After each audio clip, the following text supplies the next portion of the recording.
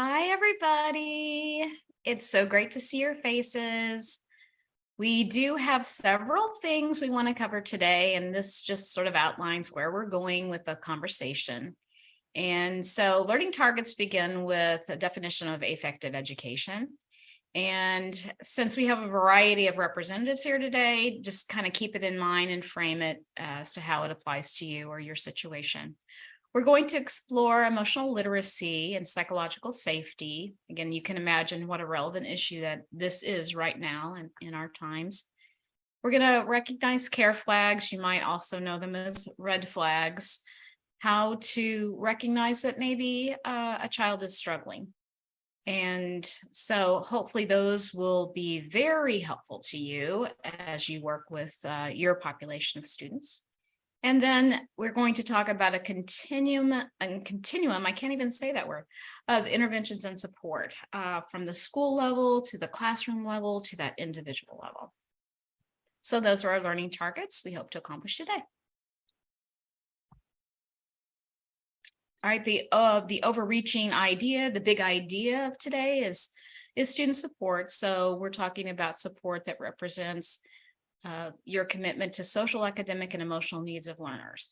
And even though that's a short little sentence, that is power packed. We all understand that. Just dissecting that alone, social, academic, and emotional needs, it's quite a task. And so that's why we came up with this presentation today to exchange these ideas with you so we can support our students.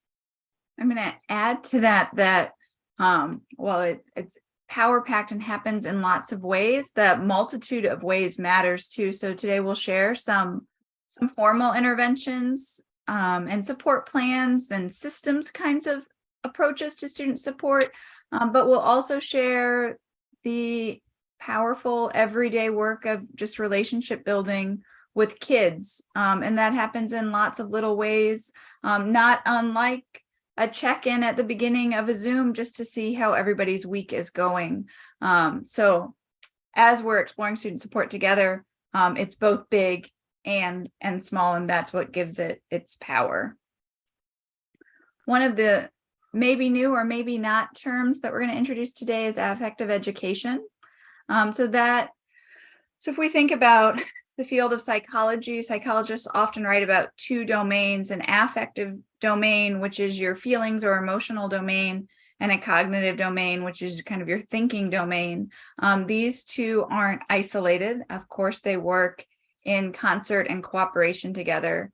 So affective education is all of the intentional supports we put in for young people's personal, social, and emotional development. And I also think of it as that bridge between feelings and emotions and our academic or cognitive and thinking needs and development. So when we prioritize affective education, we develop overall strategies that support wellness, striving, and so striving is building on Brene Brown's work, and then healthy relationships with each other, with educators, with support staff, and with school communities. And it's a passion area of mine. Okay, what we'd like to do kind of right here at the onset is a little emotional literacy activity. And so in just a moment, I'm going to drop into the chat a link to a Jamboard. And what I want you to do is help us build a feelings word wall. So there'll be 3 slides on the Jamboard, and we can help you navigate that. But at the top, you'll see an arrow, and that's how you click to the 3 different slides. And we want you to write down all of the words you can come up with that describe a kind of sadness, and then all of the words you can come up with that describe a kind of joy, and all of the words you can come up with that describe a kind of anger. You don't have to work linearly. If you want to dive right into joy this morning because it's Friday and we're all together, that's awesome. But we're going to spend just a little bit of time exploring some emotional literacy. Let me drop that link in the chat. So if you're not familiar with Jamboard, on the left side, you'll see some tools, a pen, a highlighter, an arrow. Underneath that, you'll see a sticky note. You can go ahead and click on sticky note. I see some of you are doing that already. You can choose the color of your sticky note. type in there and pop it right on to the slide. And again, the arrows at the top will get you to our different slides for sadness, joy, and anger.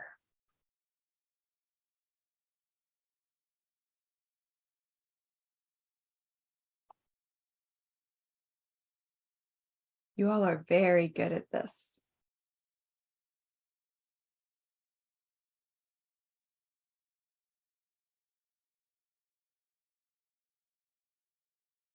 All right. I won't close the Jamboard in our screen share just yet because I feel the energy is continuing. But I do want to just give us a moment to kind of process this activity. So I'd love for some folks to practice courage and tell me what this activity either brought up for you or what you notice in clicking through our feelings word wall. What do you notice, or what were you thinking about as you were working on this?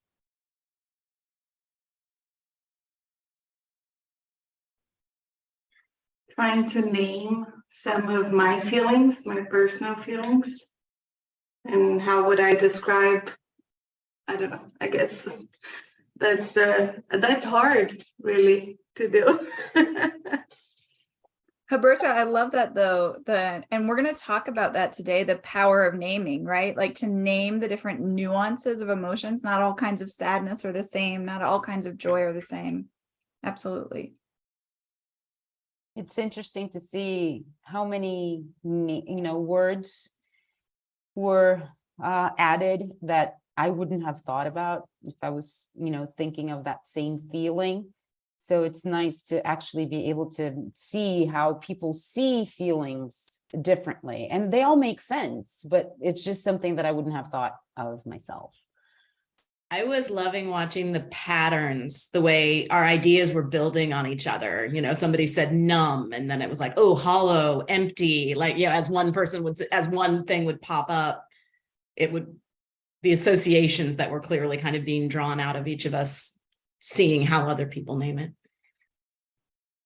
Well, that's beautiful, Karen. It's like a community poem. I'm enjoying having the joy board up right now because reading these words makes me smile. We're going to explore in just a moment with Sherry kind of the power of emotional literacy. Before we go there, I've got one more question and then we'll get back to the slides. How do you think an activity like this might be helpful to students you work with or young people you know?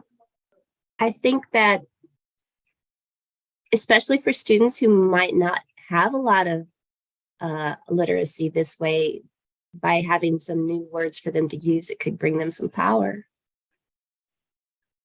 I love that, Erica. I also think it's a safe place for them to actually tell everybody how they're feeling. This is anonymous. So, whatever I'm feeling, I'm able to just put it out there. And it's also something important for the teacher or for whoever is, dealing with that class to understand where those feelings are coming from and, how to be careful with the group also. Yeah, I really appreciate the technology connection there, Hanada, which I hadn't even thought about in processing how Jamboard can be, a really useful tool for something like this in the classroom. Well, if it's difficult for us to name our feelings, we can even imagine how difficult it is for them. So, and also being able to see that other people might be feeling the same way that you're feeling, recognizing that you're not the only one. And so I think there are many things that we can apply that type of activity and help students recognize their feelings and recognize that other people feel the same way. You're not alone. I think that is the most important lesson in affective education, the idea that you are not alone. I will share when I've done this activity before with our multilingual learners that often we find it's helpful to start in home language and then to translate. That oftentimes young people have, as makes perfect sense, more extensive emotional vocabularies in their first language. And then we can begin the translation work to what are similar words in English, if that's the language we're learning, or are there not similar words in English, and the power in that nuance as well. One of the things that I want to share as we continue this work around emotional literacy is that all of us, young people and not so young, experience a wide range of emotions. That's just part of being human. So as we think about this in biological terms, emotions are our brain's response to the things we're experiencing. And I think it's really important to share that emotions aren't good or bad. We don't have good or bad feelings, although some certainly are more fun to feel than others. Like I said, wow, looking at that joy board just makes me smile. Emotions are simply information. And so we can utilize a wide range of strategies, some of which we've already talked about and more that we'll go over today, to navigate some of those more difficult feelings. But just because they're difficult doesn't mean they're bad. All emotions are information. I'm sure Catherine's thinking the same thing I am. The segue that you've offered us with all your comments, absolutely. And even though we're all in tune to this topic, I think Alberta said it best in that we might be struggling to talk about our feelings. So you can only imagine what that's like for kids. And then additionally adding on to what Catherine just said, what is the information we're getting from them as a result of what they're trying to communicate? And we know that is difficult sometimes, very difficult, and but important work. And so I'm so glad we're here today, and I'm so glad you're all tuned into this topic. So again, bravo to everyone who's here today. And I do hope this information gets into your classrooms and into your schools and into your thoughts as we take care of our scholars. So again, emotional literacy, being able to name the feelings. They're talking about specificity, and specificity is important because, again, that is the information we need, right, to choose an appropriate intervention, for example, to help someone. So, but at the same time, there's nuance. We all know when sometimes someone's just expressing a feeling, and then we have to sort of interpret that expression and know whether or not there should be an appropriate reaction to that, or action, or support strategy. So that's difficult for us. We're all in that difficult position to kind of weigh out the information we have in front of us and decide, what do we need to do to help this child, and how urgent is that need? So this emotional literacy is the common language. The Jamboard activity we just had, absolutely. That's a great way to develop common language. And as Catherine suggested, that sort of bilingual approach to actually being able to express that specificity that I just mentioned, so that there's an understanding among us all. So that's tough. And so how do we accomplish that, and why? Let's start with the why. So as you help students identify and process information, the connection you have with that child, your relationship grows. And I think Catherine said as much as we started this presentation, that it is about relationships. It's always about relationships, in my opinion, always. So your relationship grows with that individual or that class or that group. On a deeper level, the knowledge of the student says as a complete human being. I think we all understand what that means, as a complete human being, especially if we have time to observe that child over a course of time, rather than just in a window of time. So again, your knowledge of the student is more developed, and with that understanding comes true help and support, and it's more targeted to that individual's need. So again, this identification is critical, because we're here today because we do understand the importance of this. And always it's about when we need to act, when we need to act. It can't be lost on any of us, and even our international partners, about the tragedies we've had in the United States. And I always think back when I hear about those tragedies and the whatever's taking place for those families or for the individual. I always wonder, where was that moment between that child and another adult, most likely, where there could have been a connection? When was that moment? When was that moment? So we're looking for that moment.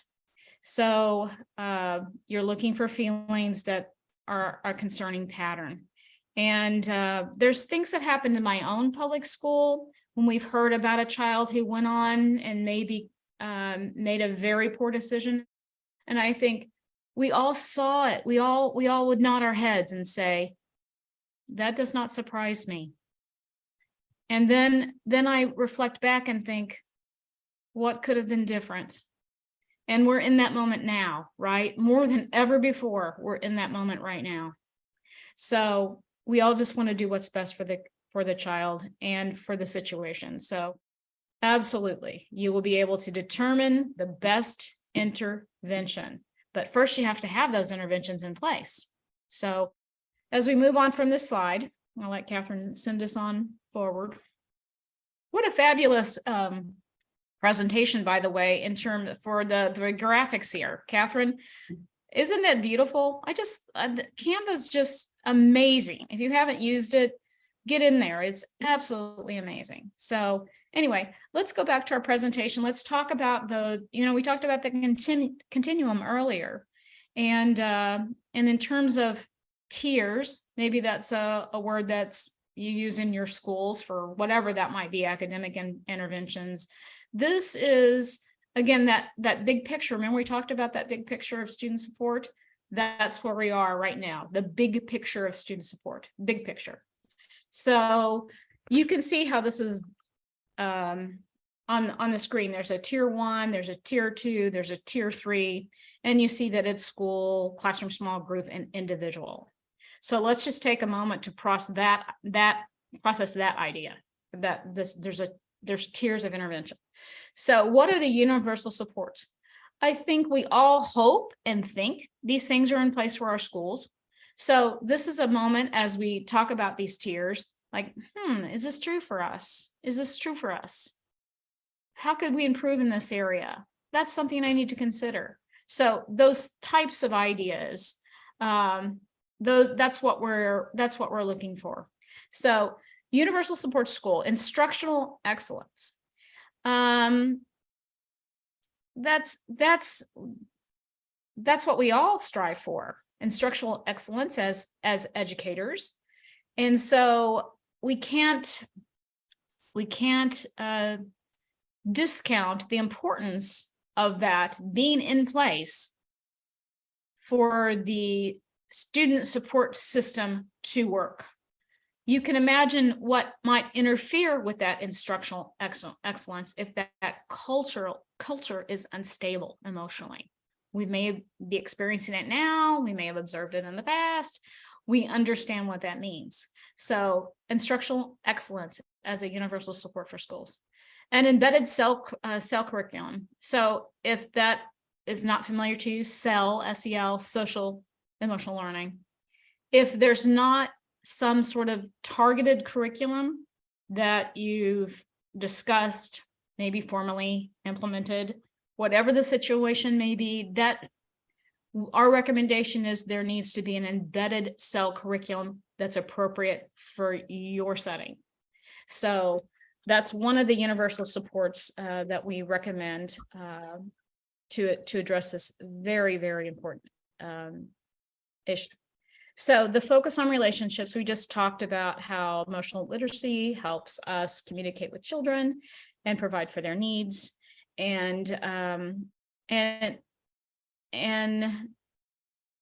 we may be saving a life, to be quite honest. We may be saving a life. So focusing on relationships, we know how important they are, and we always try, we always do it.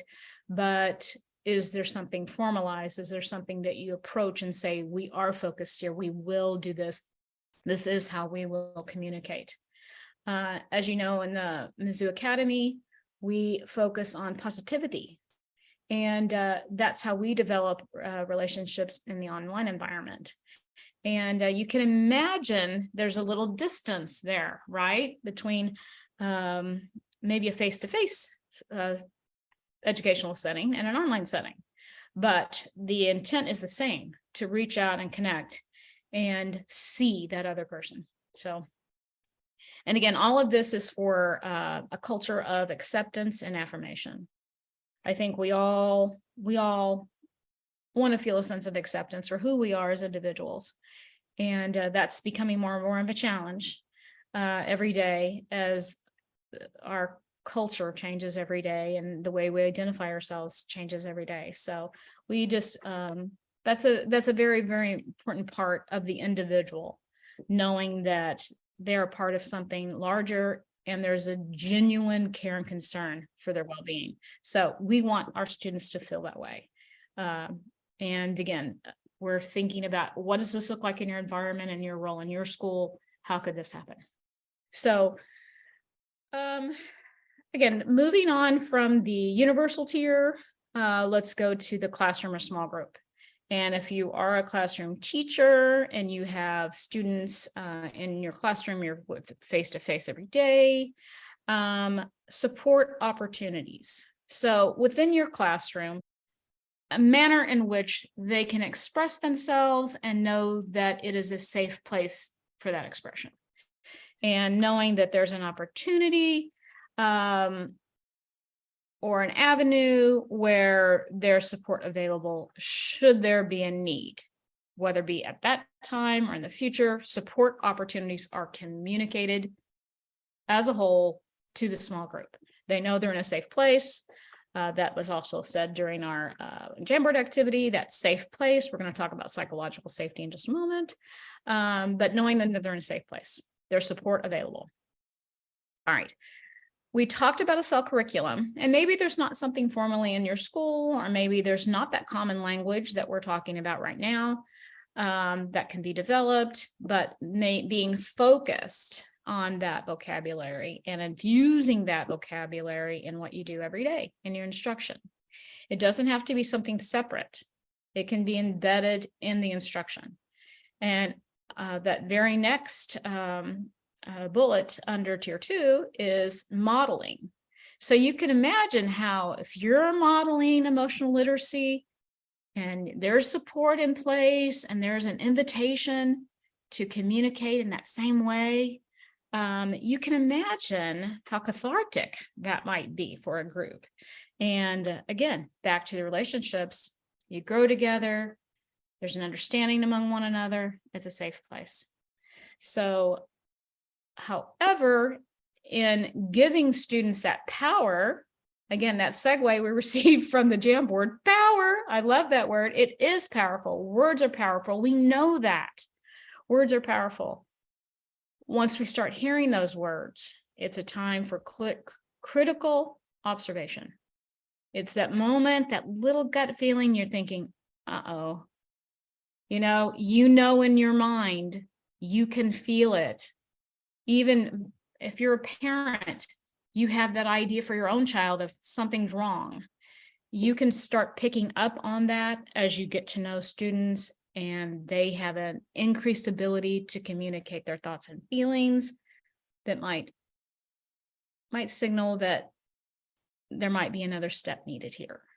We've all been there. We might be there right now. Maybe you're thinking of a student you have in class right now. Maybe you're thinking of your own child. Maybe you're thinking of a child you know. There's that moment. This is the moment. The moment. What will you do in that moment? Critical observation, informed communication. So there needs to be a place to take that information. There has to be something in place. What are you going to do? What in that critical moment? What are you going to do? So that takes us to tier 3, intensive interventions. That is the word, intensive, isn't it? We feel that word. We know that word. So intensive intervention, this is the individual. These are targeted to health triangle support. You may not be familiar with a health triangle. Health triangle is basically, we talk about health and like, oh yeah, I work out every day. Yeah, I run, I jog, I do yoga, I do Tai Chi. That's the physical health. We also have to think about mental and social health. If one part of your triangle isn't in balance with the other two, try to think of health as a bigger picture. My husband's a coach, and I talk about the health triangle with his team. And so now all I have to do when I walk into the gym and they're practicing or whatever, I just go like this. I just send them a triangle, and they know what that means. They know, okay, I need to get in balance, basically. So looking at that child, that intensive intervention, there's already signs. You're trying to find the imbalance, right? Is it a physical problem? Is it a mental problem that you're detecting? Is it a social problem? Is that child not wanted in a group activity? Other students don't reach out to them. Other students aren't engaging. They're not able to engage back with the other children. Whatever the situation might be, we watch it every single day. We know it every single day. And we see the pain that they're feeling as a result. With guided student interventions, once you have a little bit of identification, you have a guided student intervention. This is, again, for a discussion for your school, for your setting, to know what is that next step? What is that intervention? So it's that time where you're reaching out to the student, because we're going to go a little step further, right? Whatever that might mean. It doesn't have to be, on the continuum. It doesn't have to be that extreme reaction. It might be a smaller reaction, appropriate, but on an individual level. So again, keep those tiers in mind that we're on the individual level. So a guidance student intervention, going wherever you need to go for that child to get their triangle in balance. All right, so this is when there might be a need for more formalized intervention. So we're talking about instructional modifications. If it's some sort of stress reaction to the content, some sort of learning issue, it's all tied into one big picture. Remember, there's 3 areas of the student support that we talked about earlier. It can be very complicated and intricate. So accommodation, support planning, there has to be something in mind as you approach this child with an intervention, that there's some sort of planning in place, right? Getting from a place of where they're struggling to a place of wellness, or close to wellness, or at least moving closer to wellness, whatever that might mean for the individual. So then the communication of the intervention and confidentiality, this is very important. You need to know as an individual what your responsibilities are to that child and to the children around them and to anyone around them. So confidentiality is key, but there might be a point in time where you cannot keep the child's confidence because they're harm to themselves, they're harm to someone else, or perhaps there's something happening that's against the law. So those are very tricky situations that you need to be prepared for in advance, because sometimes your reaction time is, there's no time to react. You don't want to not have a plan prior to that critical moment. So what is that intervention plan for your school? Where's the communication? Where's the communication? How is it documented? And in the United States, there's legalities around there's something called a duty to warn if there's going to be harm to someone else. So there's a legality on the part of the person. So if you look over in the corner of the slide, it says interventions move along a continuum. Additional action should follow school protocol. Hopefully you already know what that is, or you're now thinking we need a tighter school protocol. And higher levels of support should only be designated to qualified individuals. So that's another tier within your program, right? To say, who are these individuals? What is their role? What is their responsibility? So once you get to this intensive level, that is not the time where you're trying to think through that, right? That should already be in place. So, and that is a critical time where there might be a life at risk, which we've all been there. We all know it's happened, and we know we have a responsibility. So those are the tiers that we want to talk to you about. Again, the school support level, the classroom or small group, and these intensive interventions that are so critical right now, and probably keep us awake at night sometimes. So, all right, we're going to move on so we can talk about some of this information in more detail. All right, so at the intensive level, we talked about red flags, care flags, which we like to talk about, care flags instead of red flags. Once you get to that point, you know, like what would this look like? How would I know? How do I know it's time? You know, am I trying to be patient with the child? Am I trying to be understanding? Are they just now trying to communicate, or is there something more urgent? What's happening? So this is from mentalhealth.gov. There are 8 behaviors. So here are the care flags. Being sad or withdrawn from class activities. All right. So as I go through each one of these, and I will probably just read them out loud, is because each time I want you to picture a child that you have in mind, whoever that is, or maybe even an individual. Even though we're talking about children, we know our colleagues also struggle, you know, with emotional issues. So think about a person as I talk about these care flags. Being sad or withdrawn from class activities. You can take the word class out if you want. Being sad or withdrawn from activities. Picture the person. Who's that person? Do I know that person? Have I observed that person? Am I that person? All right. Someone who harms themselves, either verbally or physically. You know, there's self-mutilation. Maybe you know about self-mutilation, people who cut themselves or harm themselves in some way, physically harm themselves. Expressing anxiety or fear. You can imagine as our children come out of the pandemic, as we all come out of the pandemic, the amount of anxiety and fear we might have felt. And they're still trying to process that. There's a little bit of catch up we need to do, right? So we're all still thinking that way. We're all still thinking about our safety. All right, so expressing anxiety or fear, behaving in a physically aggressive manner towards others. You might see this in a young child. You might see biting behavior, scratching, pushing. So that physically aggressive child. And it's more than just thinking about, oh, you know, there's a disciplinary consequence for that behavior. It's a care flag. What else? What is the bigger picture? Again, bigger picture always. Those physically observable changes, the poor coloring, the bruises, the sores.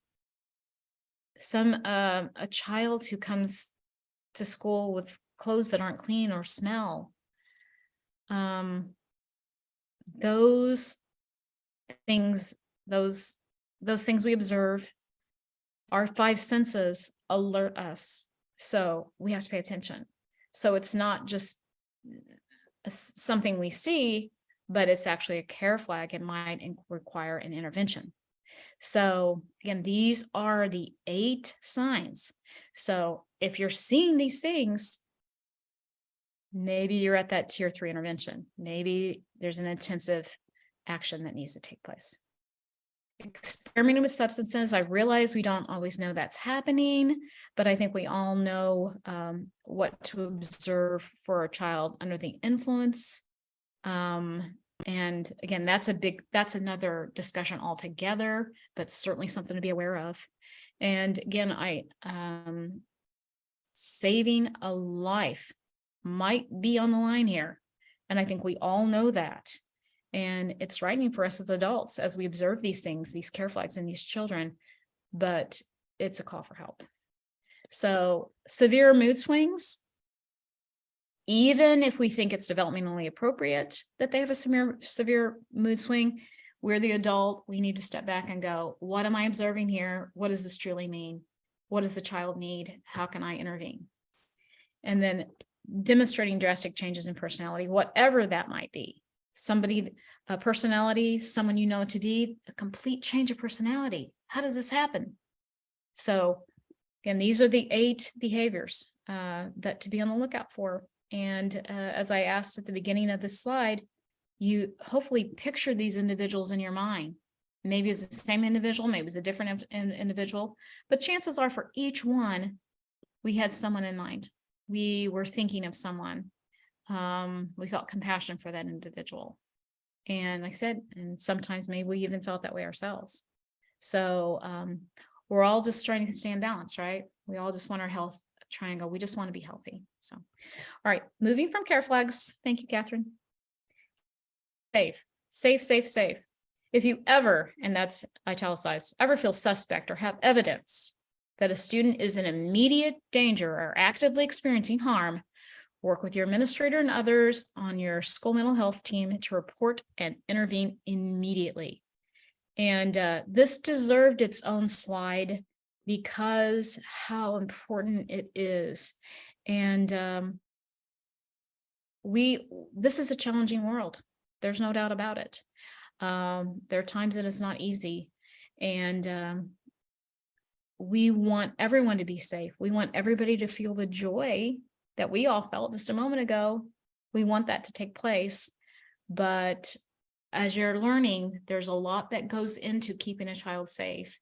And there's a responsibility that we have as educators because we observe them day after day, and we're forming an emotional picture in our minds. So this slide again is so important because these are things that need to already be discussed, right? Because of how immediate the intervention might need to be, we need to be prepared. So when it talks about a school mental health team, do you have a school mental health team? Do you have an administrator that is that one point person where you do need to work through that individual? And again, documentation of intervention is a reality of our responsibility as well. So there needs to be a plan. That plan needs to be followed, and it needs to be followed timely. And in certain cases, it needs to be immediate. So I think we all understand that point and within there. Okay, now Catherine's going to talk about psychological safety. Yes, thank you, Sherry. Before we continue with psychological safety, I want to say one thing and do one thing. So one, if you are interested in learning more as you go to the literature, there's lots out there on multi-tiered systems of support. You might see it in the literature as MTSS. It also falls under the umbrella of response to intervention, which you might see in the literature as RTI. I'm going to put in a plug for there's a chapter in Connected Classrooms with an essay by Matt Miltenberg that goes into response to intervention in online blended and global school systems. So highly relevant to us. That chapter also includes essays by Dr. Sherry Denny and Alicia Bixby, who are with us today. We have copies of that book in our office and are also working on getting copies of that book to partner classrooms. So that can be an ongoing resource to you. Before we dive into psychological safety, I just want to acknowledge in this space that these topics are heavy. There's a levity that we talked about earlier with joy, but we've just spent the last 10 or 15 minutes talking about the power work that all members of a school system, support staff, counselors, teachers, coordinators, administrators, everyone in a school system does to keep kids safe. I just want to acknowledge that there's a real heaviness there in some of those care flags that Sherry shared. And so I'm going to encourage us, before we go on to this next topic, to just take a deep breath. And so sometimes it's good to kind of check in on your posture before you take a deep breath and see, are you sitting up in a strong way? Are your feet firmly planted on the ground? And I'm going to just encourage you to take a deep breath where you breathe in for 3 counts and then out for 4 counts. So we're going to just take a moment, and as you feel comfortable, you can join me in doing that.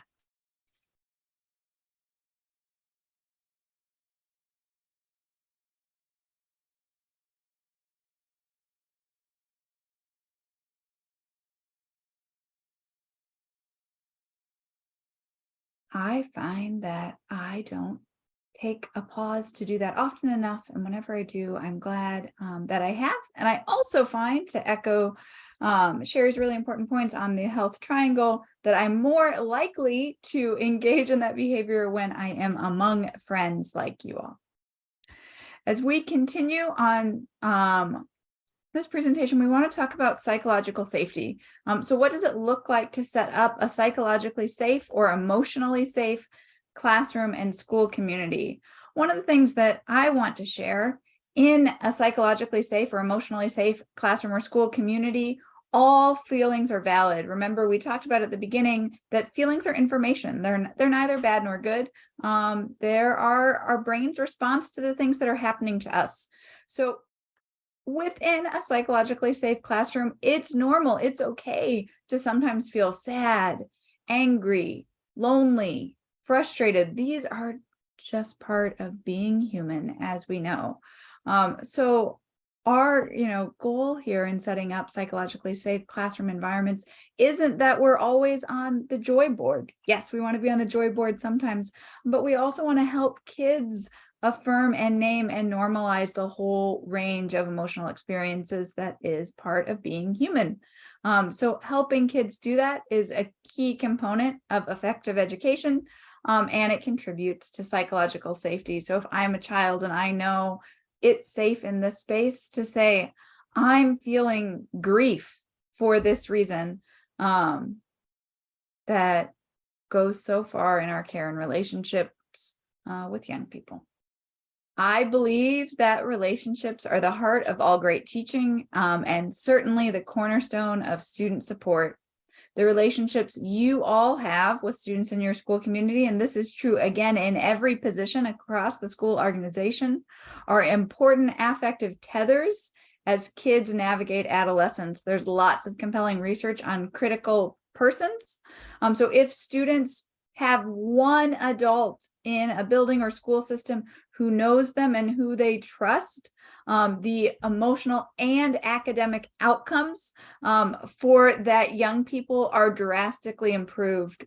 So we're committed at Mizzou Academy to making sure that every child in our school system is well known by at least one adult. And I know, as I look across who's here today, that many of you are that adult for many of our kids. And so I want to say thank you, and I want to encourage you in that continued critical work of relationship building with young people. As we think about our partner schools, as we think about what it means to be a global learning community, I want to give a special shout out and appreciation to our classroom teachers at those partner schools. You know the students in your school communities and programs the best. We care for all the kids in our school system. When we reach out, because we have perceived a potential care flag, we're reaching out to partner teachers because we know that you have those relationships and is this a pattern? Is something bigger going on? Your relationships are vital for student well-being and connectedness. Humans are social creatures. The same is true for young people. We need each other. I believe that we belong to each other. There will be times when all of us and all of our students need extra support, compassion, and attention. So as Sherry was going through those care flags, those are moments when we want to intervene and we want to wrap our arms around kids, metaphorically or literally. And I also just want to say that it's okay that we all need support. Sometimes the same is true for young people. We all need extra care. Identifying a care flag doesn't mean everything is falling apart. It means it's time for some care, and that's what we want to do together. Your relationships with students give you important information on when a behavior is new or changed or becoming a concerning pattern. So you get to see the kids day in and day out, and you can say, oh, this is so-and-so, or you know what, from fall to spring, things are different. And here's what's going on. And that makes all the difference in the world. As we wrap up this presentation, what I want to do is I want to change the questions. I recognize that in this room today, I'm so thankful. We have people who are working in such a wide variety of ways in our schools. And so, these questions on the board, if they're relevant to you, you can jot them down. We'll make the presentation available afterwards and you can reflect on them.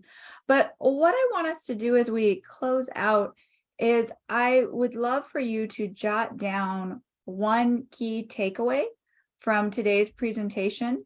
You can jot it down on your own piece of paper, and then as you feel comfortable, if you can unmute or share that in the chat, what's one thing you're going to take away from today's presentation that will impact your work in our schools? I see in the chat, Hanada said, building healthy relationships is the key to personal, social, and emotional development. Absolutely. What else are we taking away from today? Seeing the other person, continuing to remember how important relationships are. Online students can make strong relationships with their teachers, and we as online teachers have the ability to build our students' mental and emotional health. Yes. Helping kids express their feelings gives us some tools to work and help, and gives them power and the feeling that they are not alone. That's it right there, Anna. We could have done the presentation in one sentence. I see a few more takeaways have come through in the chat. I want to read those out as we close out. Paul said, helping students understand their assignments are a safe space to express themselves. I see so much care in the feedback that our Mizzou Academy teachers give to students' papers. It's changed the way I think about giving feedback to students in all aspects of my life. To use the words from a Jamboard for students to write a class poem. Lou, I thought of that too. I thought of that from Karen's very astute comment about the patterns, and wouldn't that be powerful? Huberta wrote, learning more about our feelings and emotions can help us give children the tools they need to identify their feelings. Yes, yes, yes, yes to all of this. Sherry and I wanted to close by saying thank you. Your work matters. Your work is the foundation of student support across our Mizzou Academy community. And we're so grateful to get to learn with you and support kids together. So thank you so much for all you do. And thank you for spending this hour with us together, talking about big and important and sometimes difficult and sometimes joyful things. It was a delight in my day.